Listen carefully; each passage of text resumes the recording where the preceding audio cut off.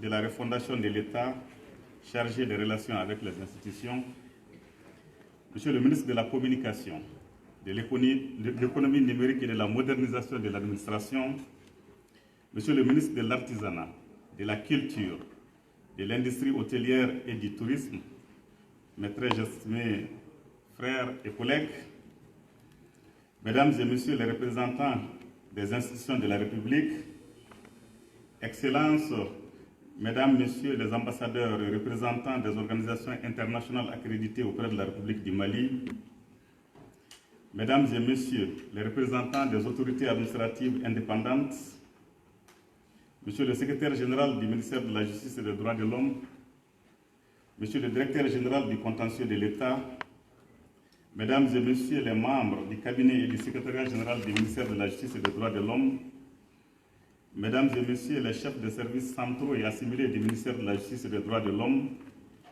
Monsieur le directeur de la justice militaire, Mesdames et Messieurs les représentants des ordres professionnels du secteur de la justice, Mesdames et Messieurs les représentants des syndicats et associations du secteur de la justice,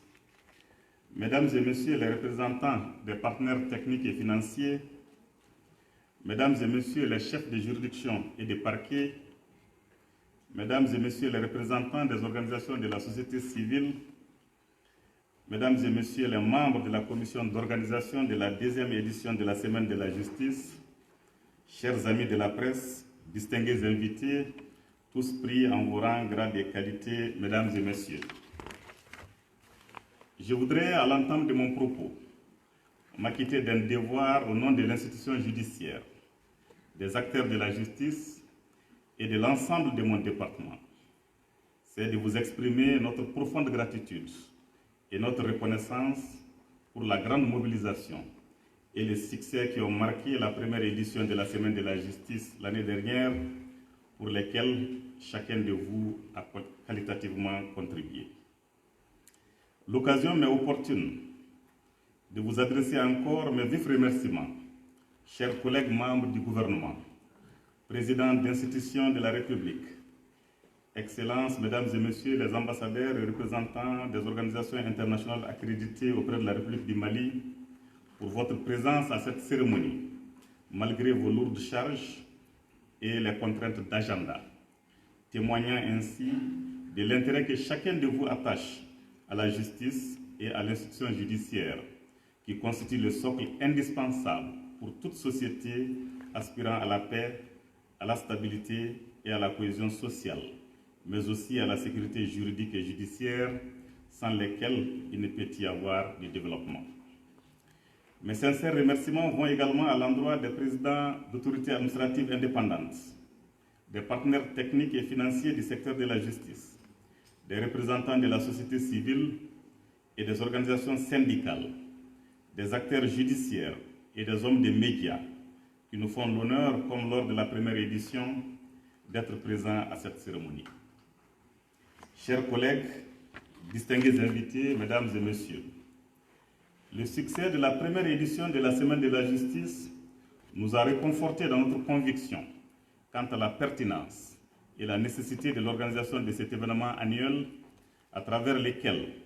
l'institution judiciaire cherche davantage à se faire connaître et à se faire comprendre, mais aussi à mieux percevoir les aspirations et les attentes des citoyens dans le but d'améliorer la qualité des services qui leur sont rendus. L'administration a l'obligation d'être à l'écoute des citoyens, d'être au plus près d'eux pour connaître leurs appréhensions et leurs difficultés et d'œuvrer à y apporter les réponses adéquates. En effet, le rapprochement de l'administration des administrés renforce la légitimité de l'action administrative et contribue à raffermir de manière qualitative les rapports entre celle-ci et les usagers du service public. À l'instar des autres services publics de l'État, la justice a le devoir de se rapprocher davantage des justiciables au regard des enjeux qu'elle représente pour eux de façon individuelle, pour leur honneur, leur dignité, leur bien ou même leur vie, et de façon collective pour la paix et la stabilité sociale. Au moment où notre pays s'est engagé dans un vaste chantier de refondation de l'État, où l'institution judiciaire cherche à restaurer la confiance entre elle et les citoyens, il était tout à fait indiqué d'instituer un cadre d'échange régulier pouvant servir de vecteur pour des messages réciproquement bénéfiques aux usagers du service public de la justice et aux acteurs judiciaires. Chers collègues, distingués invités, mesdames et messieurs, la première édition de la Semaine de la justice avait été l'occasion de mettre le focus sur certaines réformes majeures sur le plan institutionnel, législatif et réglementaire. Au plan institutionnel, un accent particulier avait été mis sur la création de certaines structures, telles que venait de les épeler M. le secrétaire général. Il s'agit notamment du pôle national économique et financier, du pôle national de lutte contre la cybercriminalité, le parquet spécialisé de lutte contre le terrorisme et la criminalité transnationale organisée, l'agence de recouvrement et de gestion des avoirs saisis ou confisqués et la direction nationale des droits de l'homme. À part les deux dernières structures que je viens de citer, dont l'opérationnalisation est en cours, toutes les autres structures sont fonctionnelles à la date d'aujourd'hui, prouvant ainsi que les réformes ne sont pas faites pour les tiroirs des armoires, mais elles doivent être effectives pour atteindre les objectifs assignés. Tenant compte des orientations éclairées des plus hautes autorités de notre pays, mais aussi des aspirations de notre peuple exprimées à l'occasion des Assises nationales de la refondation, mon département s'est attelé à renforcer la lutte contre l'impunité sous toutes ses formes. Qu'il s'agisse de la lutte contre la corruption et les autres formes de délinquance économique et financière, de la lutte contre le terrorisme et la criminalité transnationale organisée, ou de celle contre la cybercriminalité, notamment la dépravation de nos mœurs et de nos valeurs sociales à travers les réseaux sociaux. La justice est aujourd'hui mieux outillée pour faire face à ces phénomènes, avec un cadre institutionnel adapté, un personnel qualifié, dont les qualités morales et professionnelles sont reconnues, et un arsenal juridique adéquat. Aussi, la création de la Direction nationale des droits de l'homme a coïncidé avec la participation réussie de notre pays à l'examen périodique universel au Conseil des droits de l'homme des Nations Unies à Genève, courant l'année 2023. A été une occasion à travers laquelle il s'est distingué par son engagement et ses actions en matière de promotion et de protection des droits de l'homme, malgré la crise multidimensionnelle. Déterminé à assumer pleinement l'héritage historique de l'Empire du Mali, avec la charte de Kourkanfougan, considérée comme la première constitution au monde, notre pays s'est illustré brillamment dans ce domaine par des efforts majoritairement salués par la communauté des défenseurs des droits de l'homme à l'occasion de son examen périodique universel à Genève, en Suisse. Merci. À cet égard, je voudrais faire mention des efforts remarquables de mon département pour le respect des droits de l'homme en milieu carcéral, se traduisant par l'opérationnalisation de la nouvelle maison d'arrêt de Bamako délocalisée à Kenyoroba, une référence dans la sous-région, voire en Afrique, qui respecte les exigences des normes minimales des Nations Unies en matière de détention, qui a permis d'effectuer des transfèrements de détenus et d'atténuer considérablement la surpopulation carcérale à Bamako. L'amélioration des conditions de détention, au triple plan de l'alimentation, de l'hygiène et de la santé, le respect des normes et standards des Nations Unies, l'élaboration des manuels sur les droits de l'homme en milieu carcéral, sur lesquels le personnel pénitentiaire a été formé, le renforcement des mesures pour la sécurisation des installations, la réhabilitation des infrastructures et l'amélioration de la gestion administrative, ainsi que la tenue de la deuxième session du Conseil supérieur de l'administration pénitentiaire et de l'éducation surveillée, constituent autant d'efforts ayant permis de donner un nouveau visage à l'administration pénitentiaire de notre pays. Chers collègues, distingués invités, mesdames et messieurs, il n'est un secret pour personne que la lutte contre l'impunité est un vaste chantier sur lequel la justice est fortement attendue. L'objectif fondamental étant de faire en sorte qu'aucun crime ne reste impuni, quel que soit son auteur. Cette deuxième édition de la Semaine de la Justice nous offre l'opportunité de faire découvrir davantage les nouvelles structures dédiées à la lutte contre l'impunité. Comment ne pas saisir également cette occasion de la Semaine de la Justice pour parler de l'introduction dans notre système de justice d'une innovation majeure par ailleurs considéré comme un droit indispensable pour les justiciables pour assurer la défense de leurs intérêts devant les juridictions. Il s'agit du droit d'appel devant une juridiction de second degré contre les décisions rendues par les tribunaux administratifs. En effet, l'opérationnalisation de la Cour administrative d'appel de Bamako a ouvert la voie à l'exercice de ces recours ordinaires qui révolutionnent notre système de justice administrative avec la possibilité désormais de faire examiner la cause de son affaire par cette juridiction avant de saisir opportunément la section administrative de la Cour suprême qui se limitera à son rôle de juridiction de cassation, sauf dans des matières limitativement énumérées où elle peut statuer en premier et dernier ressort. L'opérationnalisation de cette Cour a plusieurs avantages pour l'institution judiciaire en général et pour la justice administrative en particulier. En premier lieu, elle permet de désengorger la section administrative de la Cour suprême, qui se concentre désormais sur son rôle de juridiction de cassation. En deuxième lieu, elle permet de renforcer la qualité des décisions de la justice administrative grâce au filtre de l'appel. Enfin, elle contribue à renforcer la confiance des justiciables en l'institution judiciaire grâce au droit de pouvoir exercer toutes les voies de recours possibles pour la défense de leurs intérêts. Chers collègues, distingués invités, mesdames et messieurs, notre système de justice pénale, longtemps caractérisé par ses insuffisances et sa relative efficacité, est en passe de laisser la place à un nouveau système répondant aux défis actuels et futurs, notamment à travers la relecture du Code pénal et du Code de procédure pénale, dont les projets sont en cours d'examen par le Conseil national de transition.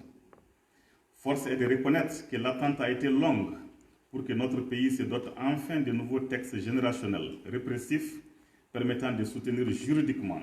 toutes les actions en cours pour rendre plus efficace la lutte contre l'impunité et assurer une protection des droits de l'homme. Mon département fonde beaucoup d'espoir quant à la disponibilité de ces nouveaux textes répressifs avant la fin de l'année en cours, les projets de textes étant déjà sur la table du Conseil national de transition après leur adoption par le gouvernement lors du Conseil des ministres du 11 octobre 2023. Les nouveaux textes en cours d'adoption ont l'avantage d'être assez exhaustifs en ce qui concerne les incriminations, prenant en compte les préoccupations actuelles liées notamment au renforcement de la lutte contre la corruption et la délinquance économique et financière, la cybercriminalité, le terrorisme, la traite des personnes et les pratiques assimilées, les pratiques esclavagistes, les violences basées sur les genres, les atteintes aux bonnes mœurs, sans oublier les poursuites pénales contre les personnes morales. Au nombre des innovations majeures donnant un caractère révolutionnaire aux réformes engagées, on peut retenir notamment la suppression des cours d'assises et leur remplacement par les chambres criminelles instituées au niveau des tribunaux de grande instance, la possibilité de faire appel contre les décisions rendues en matière criminelle, la suppression de certains privilèges de juridiction, l'imprescriptibilité des infractions d'atteinte aux biens publics, le relèvement de la peine plafond concernant les délits qui passent de 5 à 10 ans, la protection des témoins et autres personnes pouvant apporter leur concours à la justice, le renforcement des mesures pour le respect des délais, l'introduction du référé liberté et l'introduction de nouvelles dispositions pour l'exécution de la peine. Je suis persuadé que l'adoption de ces nouveaux textes permettra de doter les pôles judiciaires créés d'instruments juridiques adéquats pour rendre les procédures judiciaires plus efficaces contre l'impunité sous toutes ses formes. Aussi voudrais-je signaler que la finalité de toutes ces actions de réforme et d'innovation est d'arriver à une synergie d'action entre les structures judiciaires et les autres services étatiques concourant à la lutte contre l'impunité, notamment dans le domaine de la délinquance économique et financière, à savoir l'Agence de recouvrement et de gestion des avoirs saisis et confisqués, les structures de contrôle, de vérification et d'inspection. Distingués invités, mesdames et messieurs, je comprends parfaitement la déception et les désarrois que peuvent éprouver certains de nos concitoyens face à la qualité du service public de la justice ou les comportements déviants de certains acteurs judiciaires. En tant que service garant du respect des droits et libertés des citoyens, la justice constitue le dernier recours du citoyen face à tout fait portant atteinte à ses droits. Il est alors aisé de comprendre que la défaillance de l'institution dans son rôle réparateur pour quelque motif que ce soit, peut avoir de lourdes conséquences pour les citoyens, pour la cellule familiale et pour la société. J'ai l'habitude de dire dans mes précédentes interventions que l'appareil judiciaire doit fonctionner normalement dans tous ses segments pour éviter des comportements déviants à quelque niveau que ce soit, pour éviter que des comportements déviants à quelque niveau que ce soit ne réjaillissent sur l'image de l'institution judiciaire dans son ensemble. À cet égard, un magistrat corrompu est aussi dangereux qu'un avocat qui négocie le procès avec son confrère commis par la partie adverse, au détriment de son propre client. Tout comme un notaire qui fait du faux pour écarter un héritier de la succession au profit d'un autre. S'en sortent aussi avec un comportement moins vertueux, l'huissier commissaire de justice qui détourne la somme recouvrée pour le compte de son client, le fonctionnaire des greffes qui fait de la rétention d'actes pour se faire payer des services normalement gratuits, ou les surveillants de prison qui laissent les détenus sortir moyennant le versement d'impôts de vin. Ces comportements qui creusent un fossé entre la justice et les justiciables avaient fait l'objet d'un rapport depuis 2007 de Transparency International dans lequel la présidente de cette organisation disait ceci, je cite, « L'égalité de traitement devant la loi est l'un des fondements des sociétés démocratiques. Quand les tribunaux sont corrompus par la cupidité ou l'ingérence politique, la balance de la justice est faussée et les citoyens en paient le prix. Un système judiciaire corrompu ignore la voix de l'innocent et permet aux coupables d'agir en toute impunité. » Fin de citation. Comment pourrait-on lutter efficacement contre la corruption qui mine tous les secteurs d'activité si les acteurs judiciaires sont eux-mêmes corrompus? L'incivisme, la cupidité et l'impunité ont créé un boulevard pour certains citoyens et certains cadres ayant la responsabilité de gérer les affaires publiques qui ne reculent devant rien pour assouvir les désirs d'accaparement des biens au détriment de l'État et de la société entière. Face à cette triste réalité, il est de notre devoir de prendre les mesures nécessaires pour lutter contre de telles pratiques qui ne s'accommodent guère avec les orientations des plus hautes autorités de notre pays pour l'émergence des Mali nouveaux, dont le socle serait la refondation de l'État avec une nouvelle vision et un nouveau type de citoyens. C'est dans ce sens que mon département a pris des mesures visant à renforcer le contrôle interne à tous les niveaux de l'appareil judiciaire. À cet égard, j'en appelle à la responsabilité et à l'engagement de tous pour accompagner ce mouvement d'ensemble dans le but d'offrir à nos concitoyens une autre justice, celle qui est résolument tournée vers la satisfaction des besoins des citoyens par un service public moderne, efficace et accessible conformément à l'esprit de la loi d'orientation et de programmation pour le secteur de la justice. Je veux parler notamment des directeurs des services centraux et assimilés, des chefs de juridiction et de parquet, des dirigeants syndicaux du secteur de la justice et des présidents des ordres professionnels du secteur. Du côté de mon département, un accent particulier a été mis sur la stricte observance des règles d'éthique et de déontologie pour laquelle d'importants efforts ont été déployés pour assurer la formation des acteurs judiciaires sur cette thématique au niveau de l'Institut national de formation judiciaire, à savoir les magistrats, les avocats, les notaires, les huissiers commissaires de justice, les greffiers et les surveillants de prison. En ce qui concerne le contrôle interne pour les personnels, dont la discipline relève du département, les missions de l'inspection des services judiciaires ont été intensifiées, en direction notamment des juridictions et des maisons d'arrêt. Ainsi, du 1er janvier au 31 décembre 2023, l'inspection des services judiciaires a effectué 53 missions, dont 10 sur des faits signalés. Je puis vous assurer que les rapports de ces missions ne seront jamais laissés dans les tiroirs pour éviter que les fautes constatées ne restent impunies. En définitive, mon département se propose de jouer essentiellement sur deux tableaux. D'une part, la mise en œuvre de mesures concrètes pour un changement qualitatif de comportement pour les personnels déjà en activité dans les différents services et d'autre part, la mise en place d'un dispositif rigoureux et transparent pour le recrutement dans les différents corps de la justice. Il ne faut laisser guère le choix aux agents. Soit on change de comportement pour être en phase avec les règles de conduite prévues par les textes, soit on répond de ces actes conformément à la loi.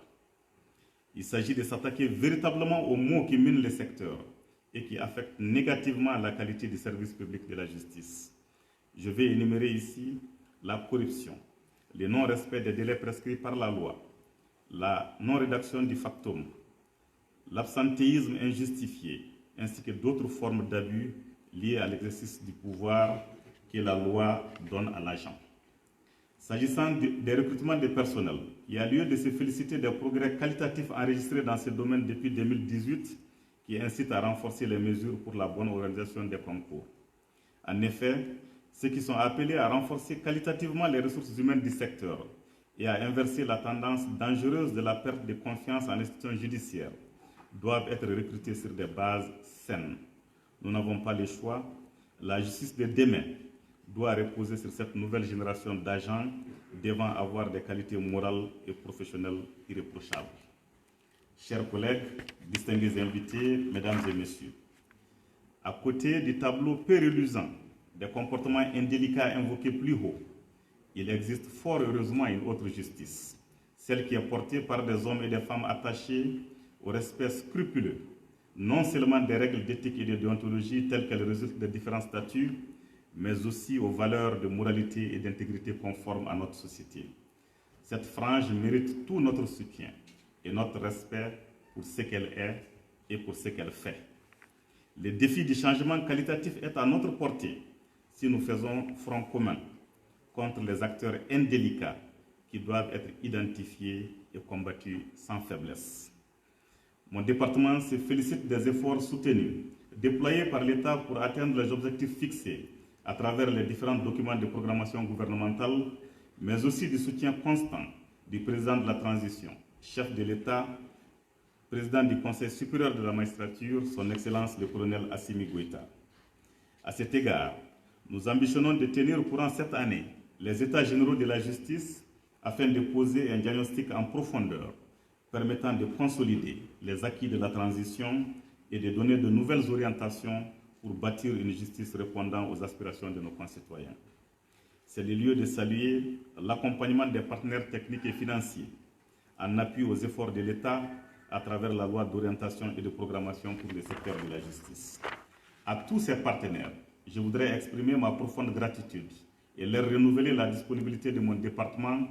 à poursuivre la coopération avec chacun d'entre eux dans le strict respect des orientations données par les plus hautes autorités de la transition. Avant de clore mon propos, je voudrais féliciter et encourager les membres de la commission d'organisation, non seulement pour le succès de l'édition précédente, mais aussi pour les efforts déployés pour la pleine réussite de cette deuxième édition. Mes remerciements vont également à l'endroit des acteurs de la justice, des justiciables, des partenaires techniques et financiers et des hommes des médias pour la grande mobilisation autour de cette activité qui est désormais l'un des événements annuels majeurs du secteur de la justice. Permettez-moi enfin de saisir cette occasion pour adresser à vous tous mes vœux les meilleurs pour l'année 2024